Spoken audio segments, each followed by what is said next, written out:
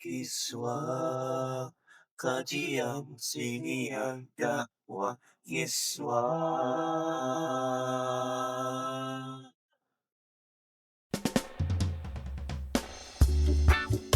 Assalamualaikum warahmatullahi wabarakatuh. Waalaikumsalam warahmatullahi wabarakatuh. Bismillah, alhamdulillah, wassalatu wassalamu ala rasulillah wa ala alihi wa sahbihi wa mawalah wa la haula wa la quwwata illa billah.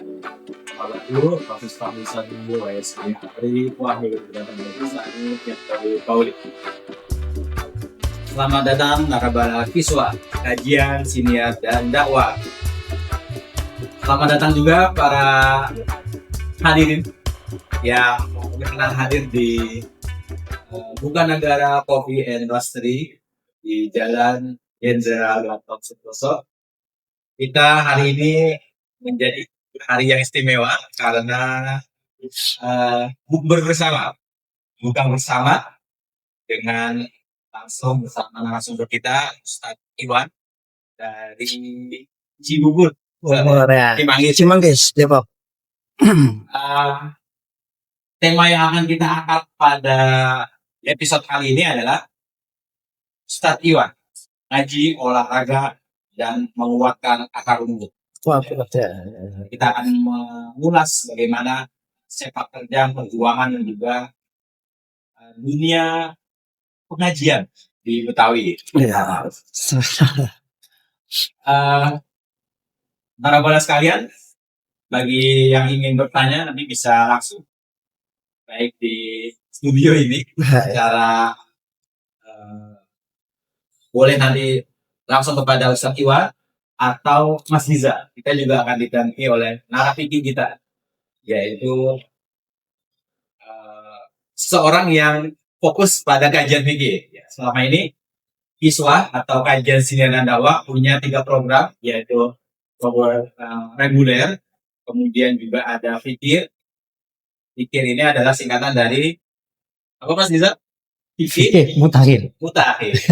Fikih mutakhir. Fikih mutakhir yaitu memanggil seorang sosok penerangan kita yang akan mengupas tuntas tentang dunianya. Kemudian yang terakhir ada Ihsan, asal ikhtisar akhir pekan. Nah, kali ini kita akan masuk dalam program fikir, ya. Fikir mutakhir. Namun sebelum itu mari kita awali podcast hari ini dengan bacaan surat Fatihah. Kita hadiahkan kepada para leluhur kita, para pendiri bangsa, dan para kiai dan ibu kiai. Semoga senantiasa dalam rahmat Allah Subhanahu wa taala yang desanya. Amin. Dan kita senantiasa bisa melanjutkan perjuangan ini. Alhamdulillah wa ala kulli niyatin shalihah. Wa ila hadratin Nabi Mustafa wa sallallahu alaihi wasallam. Al-Fatihah. Auzubillahi minasyaitonir rajim. Bismillahirrahmanirrahim. Bismillahirrahmanirrahim.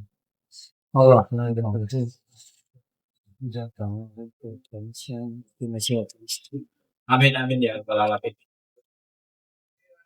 Kita perkenalkan narasumber atau naratamu kita hari ini adalah Ustadz Iwan, alumnus dari Pondok Pesantren Wali Songo atau PPWS dan Institut Agama Islam Riyadul Mujahidin IHIRF di Ponorogo. Beliau juga seorang guru ngaji di Betawi, kemudian juga ketua RT dan termasuk penggerak komunitas pengajian bagi para pengemudi ojek online. Dan terakhir, mungkin yang akan kita bahas juga adalah bagaimana beliau sebagai pendiri atau founder dari klub dan sekolah futsal BRU Fantasista Bintara. Kepada Ustadz Iwan, Assalamualaikum Ustadz Iwan. Waalaikumsalam warahmatullahi wabarakatuh.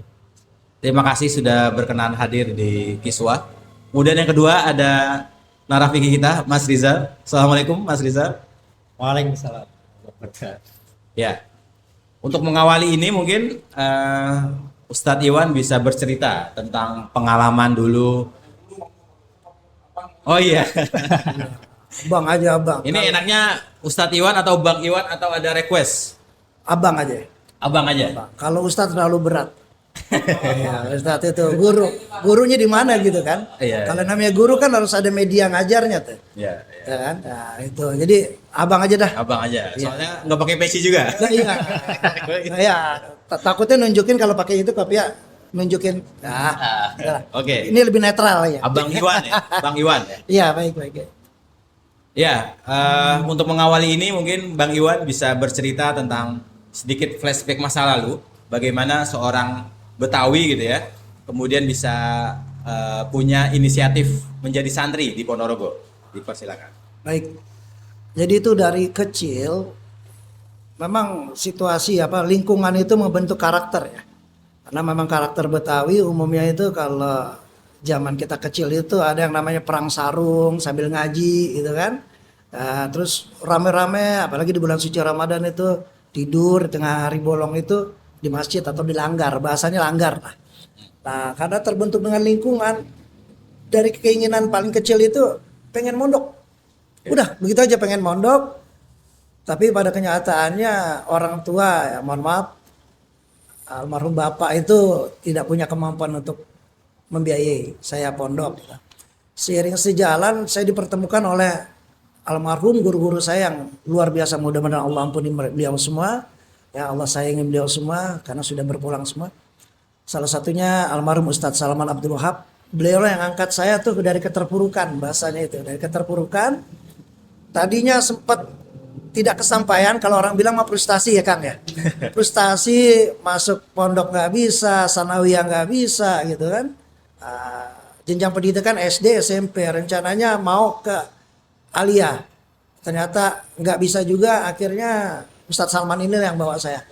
Itu masuk di madrasah Aliyah khusus wanita awalnya. Itu terkenal di daerah Bilangan Jakarta Timur, yaitu Darul Mukminin. Itu memang sekolah khusus buat wanita. Di Kejaksaan Timur, di Perumpung itu ada. Angkatan saya lah yang pertama menerima kaum laki. Gitu. Jadi saya yang pertama. Jadi selama 3 tahun dari kelas 1 Aliyah sampai kelas 3, saya paling ganteng satu sekolah. Karena lakinya saya doang. Gitu. Dan buat promosiin biar masuk. Itu kira-kira buat. Nanti selanjutnya setelah lulus Aliyah, saya memang senang sama kegiatan dakwah gitu ya. Itu sering ikut acara seperti remaja masjid ngadain lomba pidato gitu atau jadi orator segala macam. Alhamdulillah beberapa kali pernah juara dan ada yang melihat salah satu donatur lah katakan ya. Orang simpatik karena saya beberapa kali menjuarai lomba dakwah, akhirnya dibiayai. Waktu dibiayai mau kemana? Pikiran saya waktu itu cuma ada satu tuh pondok pesantren itu, yaitu namanya Darussalam Gontor. Di kepala saya waktu itu, waktu itu ya. Literasinya atau rekomendasinya cuma Gontor. Maka ke sana ke Gontor dengan biaya almarhum Bapak Arman. Nah, di sana ternyata di pondok pesantren Gontor saya telat mendaftarkan diri, itu telat. Sampai pihak manajemen Pondok Gontor Darussalam itu bilang ada beberapa ratus meter dari sini atau berapa kilo itu ada pondok pesantren. Itu sama silabusnya atau kurikulumnya sama seperti Gontor. Untuk sementara Anda Mas bisa di sana dulu. Nanti kalau waktunya kita beri tahu kita bisa masuk lagi ke pondok pesantren Gontor. Akhirnya itu yang pondok pesantren Wali Songo Ngabar. Jadi Gontor itu desa Gontor, Wali Songo itu di desa Ngabar. Saya akhirnya ke sana. Ya udah keenakan di Wali Songo akhirnya. Iya, keenakan di Wali Songo. Harusnya di situ transit saja. Iya, seharusnya transit tuh waktu itu tahun 93-an tuh. Tapi ya udah, mau nggak mau keenakan di sana. Terus beberapa anak Gontor juga kuliahnya di pondok kita. Ya udah mau nggak mau, akhirnya udahlah. Akhirnya sampai di pondok pesantren Wali Songo Ngabar. Itu tahun berapa, Bang Iwan? 93 lulus SMA aja tuh. Saya telat masuk telat hitungan dia tuh. Masuk pondok di mana-mana kan pondok dari kecil ya. Saya udah maaf kalau orang Betawi bilang udah tua bangka masuk pondok gitu. Tapi never delete lah. Ya kalau namanya nyari ilmu nggak ada. Bukan gitu ya Tat ya kira-kira ya. Gitu. Tidak ada kata tidak ada kata terlambat. Iya dia ada kata Karena masa terlambat. tunggu.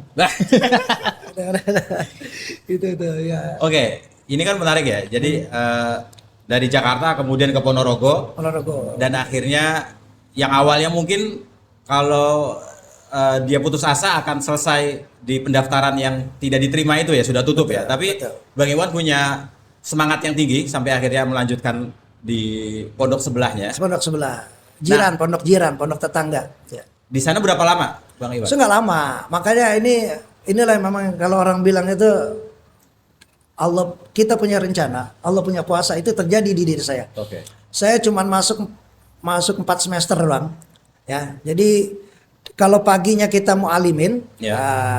artinya mondok bareng dengan santri-santri yang lain. Sorenya itu kita jadi mahasiswa. Kebetulan jurusan dakwah saya ambil di sana, Fakultas Dakwah, jurusannya bimbingan penyuluhan masyarakat. Cuma sampai semester 4. Kenapa? Nggak ditanya kan? Nah, saya kasih tahu aja, ketimbang ditanya nggak enak. Kenapa? Yang membiayai saya, donaturnya itu Allah izinkan tidak panjang. Kondisi keuangannya juga melemah. Saya banyak pikiran, segala macam, sakit juga waktu itu. Kira minta tolong orang tua jemput saya. Ya berakhir lah. Orang pondok bilang tuh, anak-anak pondok bilang tuh alat dawam, DO, drop out. Nah, alat dawam itu bahasa khasnya santri itu, alat dawam gitu. Jadi drop out, nggak kembali lagi ke pondok. Alat dawam, nggak Alat kembali. dawam, alhamdulillah nggak kembali lagi. Sampai akhirnya masuk dalam Universitas Kehidupan. Oh, betul, Universitas Kehidupan. UK ya? UK. Nah, ini ada pertanyaan gini, Bang Iwan. Sebelum kita banyak nanti ya. Ya. Nilai apa atau pelajaran apa dari pesantren yang paling membekas sampai hari ini, Ustaz Iwan? Oh, ternyata setelah keluar dari pondok itu justru baru tuh merasa bahwa yang namanya kalau di pondok pesantren Salafi umumnya ya, atau pondok pesantren seperti Gontor, terus Wali Songo, itu terkenal yang ada namanya bendongan. Ya, bendongan ya, Bang Ustadz juga paham. Bendongan, sorogan, tahfidz, auzan gitu kan, atau masalul basail atau halaqah segala macam lah. Itu bendongan ya, mungkin singkat saja, bendongan itu kalau kiai menjelaskan suatu pelajaran, santrinya itu menyimak. Oke. Itu bendongan. Nah, sebaliknya kalau sorogan, di depan kiainya itu para santri itu mengulang kembali apa yang diberikan sama kiainya. Nah, itu. Terus ada yang namanya tahfidz hafalan. Halaqah membentuk kelompok kecil untuk membahas sesuatu apapun lah yang berhubungan dengan kegiatan di sana. Itu yang saya rindukan. Bukan berarti nggak ada. Tapi sepertinya jarang sekali itu. Yang namanya ngaji di majelis taklim manapun, sekelas DKM di rumah pun, yang ada ngajinya bendongan terus. Jadi ustadznya atau kiainya yang bacain kitab, santrinya itu melongo aja, jami gitu, mustami. Pendengarnya cuma lihat, dengar itu. Ngaji kuping ya? Ngaji kuping, jiping kalau orang sini bilang jiping, ngaji kuping. Itu aja terkesan sampai ini hari, yaitu tadi bendongan, auzan, sorogan, tahfidz, halaqah, dan lain-lainnya. Gitu. Itu. Dan itu akhirnya tertanam dalam diri Bang Iwan dan di masyarakat di Betawi akhirnya untuk melanjutkan kiprah itu ya? Betul. Insya Allah seperti itu. Insya Allah. Nah, awal mula buka pengajian itu bagaimana? Bang Iwan mungkin bisa menceritakan. Jadi setelah tadi alat dawam, saya nggak bilang lulus, setelah alat dawam drop out, kemudian ngontrak di daerah Bintara sama orang tua. Orang tua itu mungkin nggak tega ya, namanya orang gitu ya, seorang orang tua ngelihat anaknya yang punya cita-cita besar tapi kandas tengah jalan. Ini kan proses. Sampai pada akhirnya ayah, bapak saya itu bilang, mau nggak lo, ini bahasa Betawinya keluar, mau nggak lo ngajarin anak temen gue? Itu nggak dibilangin apa-apa, udah ya nggak apa-apa. Ketimbang pemikiran kita kan begini, pesan dari guru, kalau santri itu minta jangan. Pesan guru saya itu begitu. Santri itu kalau di tengah masyarakat minta jangan, dipinta jangan mundur. Ya kalau minta jatah jangan. Tapi kalau diminta jangan mundur. Itu akhirnya saya pakai itu ilmu seperti itu, pakai. Udah lanjut, yaitu awal pertamanya adalah belajar privat anak dari rekan orang tua. Ilmu pertama kali saya transfer dari pondok pesantren yang cuma alat dawam berapa bulan, yaitu melalui les privat lah kalau zaman sekarang. Itu lokasinya di mana? Di rumah atau di mana? kita datengin ke rumah yang bersangkutan, kebetulan di daerah Pondok Kelapa. Waktu itu saya tinggal di Keranji itu. Keranji, Bekasi Barat, Pondok Kelapa. Nah, kita jalan tuh. Ya itu perjuangannya seperti itulah. Itu pertama kali saya mengajar itu ya itu privat. Mas Rizal mungkin kalau ada pertanyaan boleh langsung tambahkan. Siap, Atau Mas Rizal mau ada respon dulu sebelum panjang nanti Bang Iwan menjelaskan. Tadi sempat cerita di kenangan yang berkesan pengajian Sorogan itu ya. Sempat Sorogan. ngalami Sorogan di Wali Songo. Pernah ngalamin, cuman itu pun ya maaf, ya mau nggak mau saya harus fair lah. Iya. Karena boarding school atau orang bilang sekarang itu kan pondok modern ya, dengan salafi kan bedanya. Ya tadi salah satunya. Kenapa saya ngalami Sorogan? Karena ada pesan dari guru, kalau Anda semua ingin belajar kitab Turats gitu ya, Iya. kitab-kitab klasik, ada beberapa kiai yang ngajar di pondok pesantren, cuma di rumahnya dia buka taklim. Ini namanya Kiai Anu, Kiai ini, silakan jamnya segala macam. Akhirnya kita jadi santri ngalong tuh. Kalong ya. Ngalong bahasa. Itu ada bahasa ngalong tuh, berkelana. Jadi kita cari guru tuh. Nah, katakan misalnya Ustadz nih, guru saya gitu kan. Ustadz kapan jadwal di rumah? Jam sekian hari ini kitab yang dibahas ini. Udah kita ikut. Bareng-bareng dengan santri yang lain gitu. Itu yang kenapa jadi bisa ngalamin Sorogan. Karena memang basicnya itu kan pondok pesantrennya pesantren modern ya. Iya. Nah, bukan berarti nggak ada, jarang. Cuma kalau yang salafi kayak Lirboyo, Iya. Tebu Irang itu udah pasti. Itu ada yang namanya bendongan, Sorogan, program mereka kan seperti itu. Kalau ini berbeda, itu aja sih. Tapi nggak melepaskan esensinya. Insya Allah seperti itu. Ya. Iya, menarik. Memang sebenarnya menurut saya juga ya pengalaman Mas Atung juga ya. Bertahun-tahun di Tebu Ireng beliau. Memang kaderisasi yang paling efektif itu ya sebenarnya pengajian Sorogan itu ya. Sorogan. Dan itu kan dalam Sorogan itu sebenarnya bahasa santri ya. Dalam bahasa anak kampus kan presentasi. Dan sebenarnya presentasi itu dianggap keren gitu ya. Sebenarnya sudah diterapkan di pesantren ya. Cuma namanya Sorogan itu Betul. kan. Top. Dan Benar-benar. para imam dulu ketika belajar kan makanya di kitab-kitab kan disebutkan ya Imam Syafi'i qara'a ala ya membaca di depan Imam Malik. Betul. Jadi demikian ya tradisi para ulama gitu. Jadi yang akhirnya kalau Sorogan itu kan yang aktif muridnya kan. Yang aktif Sehingga muridnya. Yang pintar adalah ya muridnya. Muridnya. Yang Kalau benar. Bandungan ada anekdot tuh Bandungan yang menjelaskan kiai yang lainnya dengar. Maka yang pintar kiainya. Ya bentar kiainya. Itu yang maaf. Itu sempat dikritis Iya. sama Gus Baha tuh. Oh gitu ya. Nah, benar kan? Iya. Gus Baha pernah bilang ada yang dinilai pondok pesantren ada yang sedikit hilang, bukannya ini agak luntur, yaitu Sorogan itu mulai berkurang. Jadi bendongan terus, yang pintar ya kiainya terus. Benar ya? Benar sih Mas, ini benar. Tadi dengar katanya beliau ini Gus Baha kali katanya. Bukan Gus Baha, bukan. Ngefans sama beliau. Saya rasa nggak ada yang ngefans sama beliau. Oh, iya. Saya ngefans banget. Termasuk Mas Rizal. Ngefans kopiahnya aja. Iya. Oke, mungkin Bang Iwan juga bisa bercerita tentang profesi hari ini dan kegiatan bagaimana mengatur antara pekerjaan, kemudian ibadah dan pengabdian. Nah, ini bagaimana ini? Baik. Untuk saat ini jadi driver ojek online ya. Si ijo lah saya nggak sebut lah itu ya. Tapi yang motor bike, yang motor ya, bukan mobil. Ya. Itu udah setahun, pas persis buat setahun saya jadi driver ojol. Nah itu ketemu dengan para teman-teman gitu, yang kebetulan memang profesinya sama. Sebetulnya itu teman lama atau tempat tinggalnya berdampingan. Oke. Seiring sejalan, jauh sebelum mengadakan pengajian untuk para driver ojol itu ya tadi yang tadi privat. Seiring sejalan di mana saya tinggal, saya bergabung dengan remaja masjid.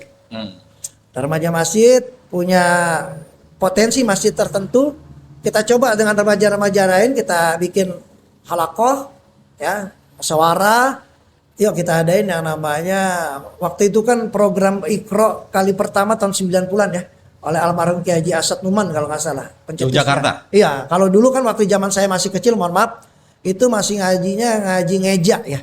Juz amma gitu kan. Alif, ba, ta, sa, Kalau jim, tadi. ha, gitu ya. Ya. Terus dieja, alif, ta, a, Iya. alif, kasroi, urutan gitu. Ya. Nah, setelah tahun 90 dipertemukan program Iqra oleh Kiai Haji Asad Numan, maka ejaan itu bukannya dihilangkan, tidak digunakan lagi. Jadi bacanya langsung a, ba, ta, sa, dan seterusnya. Gitu. Itu. Nah, itu akhirnya pakai itu ilmu Iqra itu tuh. Di setiap masjid di mana saya beraktivitas, seiring sejalan lanjut sampai akhirnya tahun 98 nggak bentuk, mohon maaf nih langsung aja sebelum ditanya dah, tuh BRU tuh. Bojong Rangkong United bukan futsal tadi awalnya, football club, yaitu bola konvensional. BRU itu. BRU, ya itu BRU. Itu tahun 98. Ya, 98. Tuh, nah, kalau mulai ngebentuk majelis atau pengajian umum, itu dari anggota BRI dulu tuh kita pernah ada. Terus berlanjut sampai saat ini yaitu ada majelis namanya Mirojol, Majelis Iqra Ridal Ojek Online. Mirojol. Mirojol. Iya, Majelis Iqra Rider Ojek Online. Kalau boleh tahu berapa jumlahnya sekarang, Bang Iwan? Kalau masalah jumlah ini jadi agak ini maaf. Saya pernah bilang sama mereka, dari hari ke hari, dari minggu ke minggu, bulan ke bulan, nggak lebih dari 10 Oke. jamaahnya. Terus nampak dari mereka itu kekhawatiran, kok orang pengen berbuat baik tapi peminatnya kurang ya, gitu. Itu yang saya tangkap dari mereka jamaah gitu ya, teman-teman. Saya pernah mengatakan kepada mereka, kalau pengajian yang model begini, jangan pernah berharap jamaahnya banyak. Alasannya apa, Bang? Alasannya ketahuan kualitas dan tekniknya itu diperuji cobakan. Tapi kalau mohon maaf, saya nggak bilang bahwa majelis zikir, majelis yang lain itu nggak baik, nggak. Tapi kalau ikut majelis zikir, majelis yang lainnya, pasti jamaahnya banyak. Ya karena apa? Nggak diminta tadi sorogan. Nah itu kalau di majelis Iqra Rider Ojol atau majelis yang kebetulan saya kelola, ke setiap personal, saya bilang personal, jangan santri lah, karena saya bukan kiai. Ya personalnya jamaahnya itu pinta coba baca, itu dari mulai kenal huruf hijaiyah sampai belajar tajwidnya, sampai baca Qurannya, tadarusnya, a, ba, ta, enggak begitu kalau macam, ketahuan kualitasnya kan. Ya. Tapi kalau majelis yang lain, muzakarah, Bandongan itu ya? lah itu kan sambil di pinggiran juga kita selawatan juga siapa yang mau negor. Kita sambil maaf, tadinya kan jiping ngaji nguping. Ya. Terus kan jider dulu tuh, ngaji nyender. Ya kan? Setelah jider, jidur. Ngajinya tidur gitu kan. Ya kan nggak terlalu difokuskan gitu ya Kang ya, kira-kira gitu. Betul. Nah, tapi kalau kita ngadain acara atau majelis seperti yang tadi Mirojol, jelas mereka, waduh, nih satu-satu suruh baca sorogan gitu. Walaupun mereka mungkin nggak paham sorogan, harus presentasi, harus segala macam, harus ngulang. Akhirnya peminatnya barangkali tidak seperti majelis muzakarah, majelis sholawat dan sebagainya. Itu aja sih tantangannya. Ya, tapi tidak perlu khawatir. Ini kalau rumusnya Mas Rizal itu kalau di angka di bawah 10 itu masih aman. Soalnya jumlah wali songo aja 9 gitu. Oh gitu ya. Berarti ya jamaah istimewa ya 10. Istimewa ya, istimewa. Kalau 9 kan terbaik. Ya. Jadi dari 10 itulah kemudian nanti akan menyebar ke keluarganya, ke anak-anaknya. Insya Allah. Sampai akhirnya ada inspirasi bahwa kemudian generasi muda harus misalnya kenal huruf Arab, Betul. tajwid dan bisa baca Al-Qur'an gitu ya. Betul. Nah, untuk olahraga sendiri bagaimana ini ceritanya? Kok bisa mendirikan BRU tadi tuh? Dan apakah perkembangannya juga semakin masif? Berawal semua dari diri saya pribadi. Oke. Saya hobi dengan namanya sepak bola. Baik nonton maupun melakukannya, jadi pemainnya gitu. Walaupun amatiran tingkat kampung termasuk sama Bang Dani itu. Nah, Berawal dari situ, makanya kalau ditanya, Anda di usia 50 tahun pertama kali nonton Piala Dunia tahun berapa? Saya bilang tahun 82. Di Spanyol, itu almarhum bapak yang bawa-bawa saya umur 7 tahun itu nonton. Altobelli, Paulo Rossi, saya hafal beberapa pemain, Osvaldo Ardiles, segala macam lah, pemain Argentina. Nah dari situ senang main bola. Tiba-tiba pindah ke Bintara dengan Bang Dani ketemu tuh. Iseng, kebetulan memang keluarga ini pencinta sepak bola. Walaupun nggak ada yang jadi pemain profesional, main kampung. Nah, dari keluarga, dari ade bilang, yuk kita kumpulin teman-teman di sini, kita bikin latihan sepak bola lah, main awalnya gitu.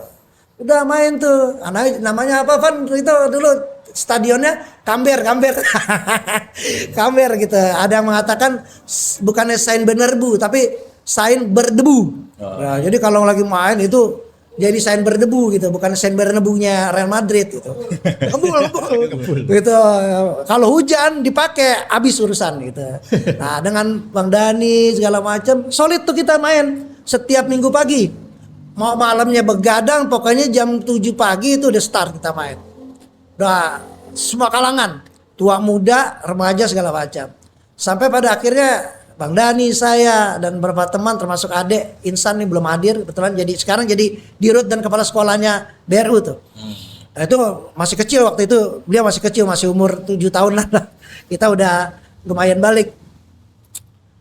Ngerembuk dah tuh di rumah Bang Dani kalau nggak salah, sebelahnya itu. Bang Dani ngerembuk, ngadain kalau orang bilang sekarang tuh rapat lah. Oke. Yuk, meeting. Kerennya meeting tuh. Nih gini-gini aja kita aktivitasnya cuma latihan terus pulang segala macam. Kalau bisa kita bikin klub gitu. Biar sosokan lah gitu. Nah, udah dibikin tuh yang namanya vote ya. Voting, satu anggota yang hadir diberikan secari kertas tulis untuk ide nama pertama kali klub ya Bang Dani ya. Pertama kali klub. Wah, nggak tahu tuh Bang Dani nulis apa. Saya nulis apa lupa.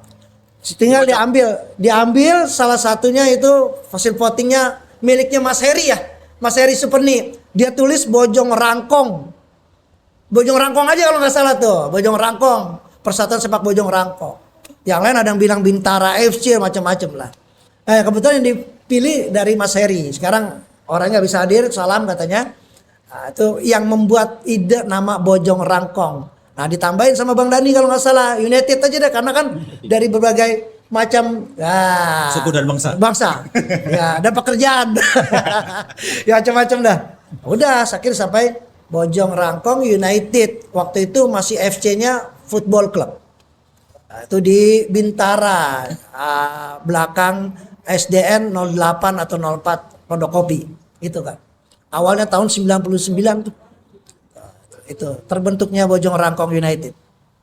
Menarik. Jadi perkumpulan teman-teman kemudian hobinya satu ya sama akhirnya bisa mendirikan sebuah apa kita sebut ya sebagai lembaga atau komunitas kali. Komunitas yang akhirnya bisa bukan partai. Non politik. Yang enak itu tempat nongki gitu aja dah. Iya, tempat nongki gitu. Yayasan. Sekarang jadi yayasan, maaf, jadi yayasan tuh. Dan hari ini kami dan Mas Rizal baru tahu ternyata Om Dani juga punya hobi sepak bola. Sekolah ini gitu ya. Selama ini hanya musik ya, song gitu. Ternyata ada sisi olahraganya juga. Sisi olahraga. Luar biasa.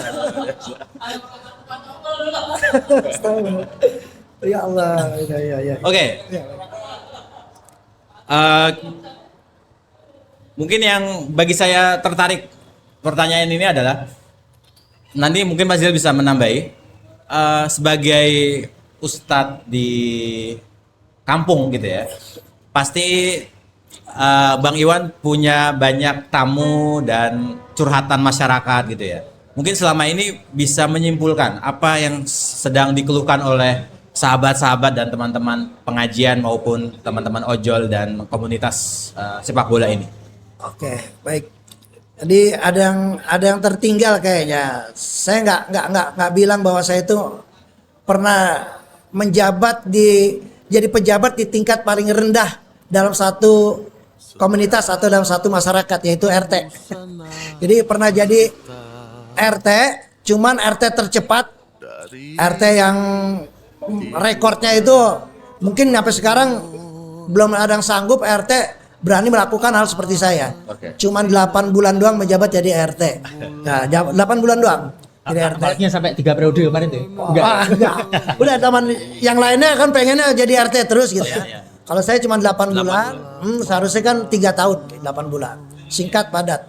Nah, selama jadi RT sekaligus waktu itu memang sudah punya cita-cita pengen ngebentuk komunitas kajian lah atau majelis ngaji lah. Itu keluhan yang dirasakan di lingkungan waktu itu yaitu masyarakatnya itu, mohon maaf, jadi saya ngomongin asli lingkungan sana ya, bukan secara umum ya, cara khusus di sana itu kan masih demen sama yang namanya, maaf, hal-hal yang berhubungan dengan gaib tuh. Mistik ya gitu. Jadi menurut mereka ngaji itu yang berhubungan dengan hal yang gaib gitu. Jadi kalau orang bilang tuh ya mohon maaf banget ya, demen banget dengan hal-hal yang praktek-praktek ya klinik kayak begitu gitu.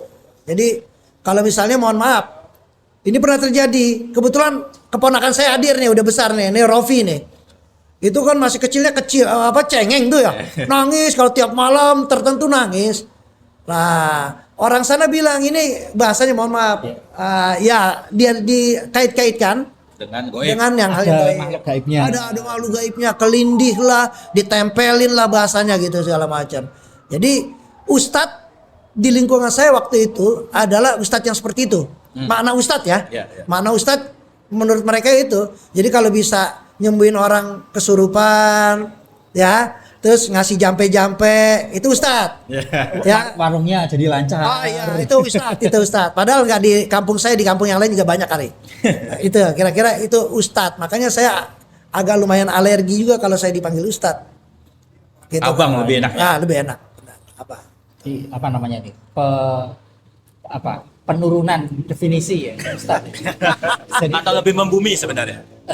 Bukan yang harusnya dia akademisi spiritual, betul. berubah menjadi dukun klinik.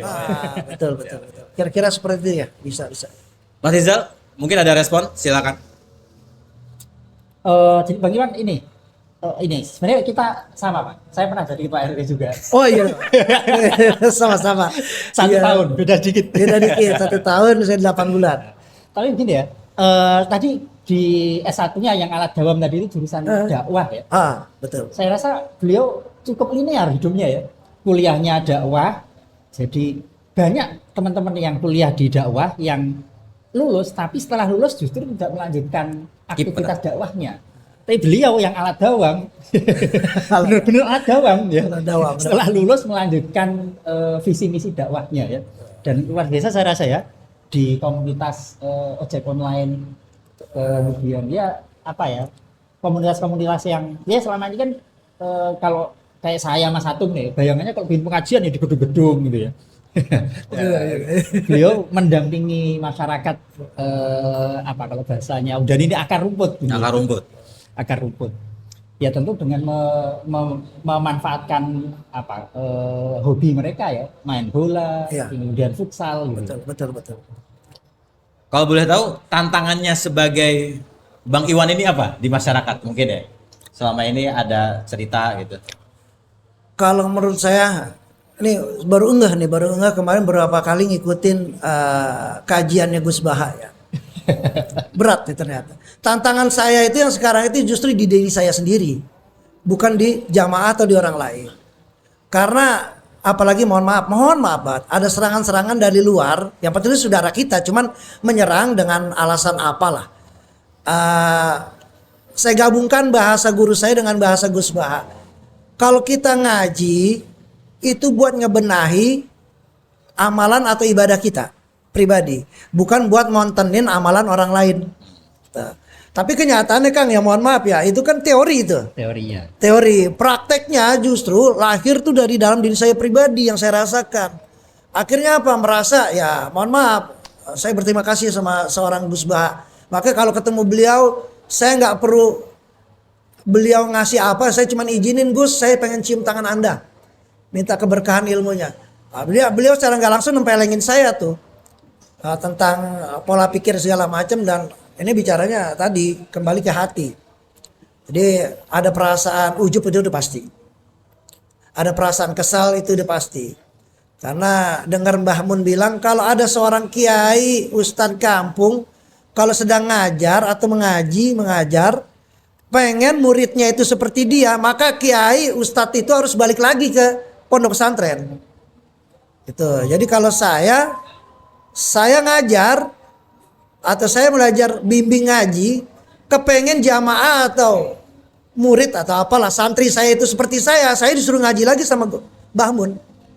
Itu. Jadi niatnya tuh jangan seperti kita. Jadi sudah kita lemparkan saja umpannya, masalah nanti ikannya mau nyaplok atau mau ide itu bukan urusan kita. Nah itu tantangannya justru itu tuh, Kang. Karena kembali lagi ke ibda binafsiknya saya nih. Dahsyat berat banget, astagfirullahaladzim. Itu aja sih tantangannya. Jadi sebenarnya lebih masuk ke ini Mas Rizal ya, kajian yang mengungkap diri sendiri, yaitu tasawuf mungkin ya Mas Rizal ya. Apa itu? Menurut Mas Rizal bagaimana? Bagaimana mengimplementasikan antara syariat dan tasawuf? Nah ini menarik ini Mas Rizal. Sebelum azan maghrib Mas Rizal. Sebelum azan maghrib, Ya. sebelum ngopi. Sebelum ngopi. Tapi sebenarnya kalau sudah di lapangan, kalau Nabi sendiri kan saya ingat, nahnu ya ma'syarul anbiya. Jadi kita wahai para nabi ini umirna an nukalliman nasa ala qadri ukulihim gitu ya. Oke. Kita diperintahkan untuk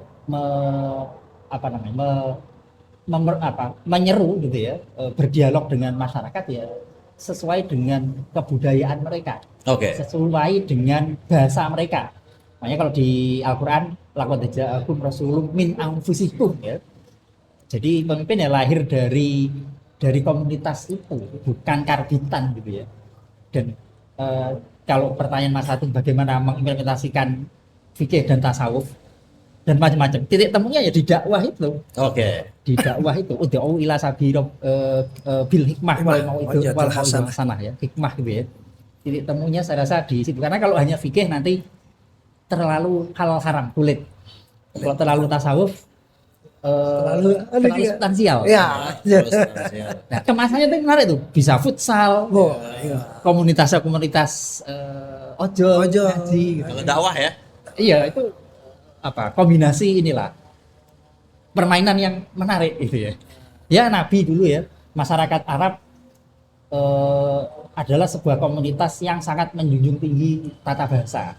Makanya Al-Quran turun dengan sastra yang sangat tinggi. Sunan Kalijogo hidup di tengah komunitas masyarakat yang suka dengan wayang ya. Beliau berbicara kepada kaumnya dengan bahasa wayang ya. Atau Sunan Bonang misalkan ya, dengan suluk ujil itu ya. Kayak semacam cerpen gitu ya. Ya, jadi ya beliau merangkul masyarakat dengan bahasanya. Main futsal Sesuai ya. Saya Ada pertanyaan sebelum closing? Dipersilakan Mas Uud, mungkin ada sesuatu yang timbul dari jiwa. Iya. agak maghrib itu yang ditunggu tuh. Oke, sebagai penutup mungkin Bang Iwan bisa memberikan sebuah perspektif atau nasihat lah buat generasi muda dan sebagainya. Baik,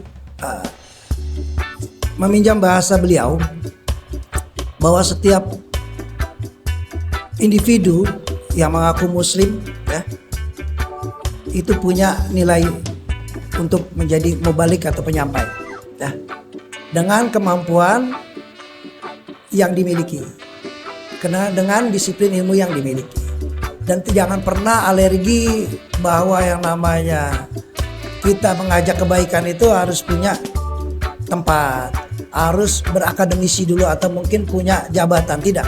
Jadi lakukan apa yang menurut Anda baik, kita baik, lakukan dengan cara kita melakukannya. Entah dimanapun, yang penting sesuai dengan koridor yang kita ketahui. Itu saja, tetap semangat dan jangan pernah menyerah. Tidak ada bahasa yang namanya terlambat. Ya betul kita kan ya. Lanjut. Ya. Terima kasih Bang Iwan dan narasumber kita Mas Rizal. Semoga apa yang kita obrolkan hari ini bisa bermanfaat dan menjadi refleksi buat kita semuanya. Sebagai penutup, nah harus ini kita juga masih belum makan, jadi masih lemes. Oke, sebagai penutup mungkin tadi Bang Iwan sudah memberikan ya betul. Ada sebuah quote tadi yang Bang Iwan kutip, yaitu ibda binafsik. Jadi mulailah dari diri sendiri, jangan orang lain. Terima kasih, mohon maaf, sampai jumpa di episode selanjutnya di acara Kiswa, Kajian Siniar dan Dakwah. Wassalamualaikum warahmatullahi wabarakatuh. Waalaikumsalam.